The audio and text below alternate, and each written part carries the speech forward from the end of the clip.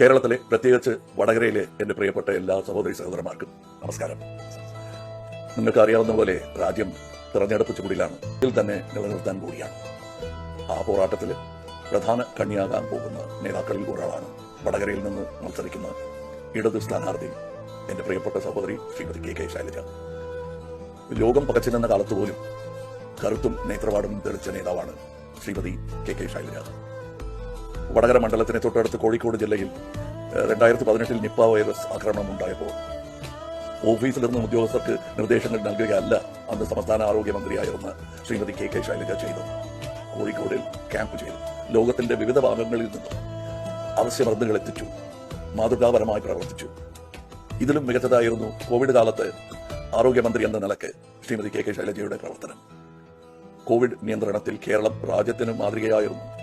അതിന് വഴിവെച്ചതും ശ്രീമതി ശൈലജയുടെ നേതൃത്വവും തന്നെയാണ്.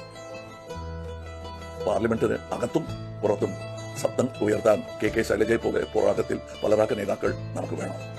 ശ്രീമതി കെ ശൈലജയ്ക്ക് ചുറ്റിക അരിവാൾ നക്ഷത്രത്തിൽ നിങ്ങളുടെ വിലയേറിയ വോട്ട് രേഖപ്പെടുത്തി വിജയിപ്പിക്കണം എന്ന് അഭ്യർത്ഥിക്കുന്നു.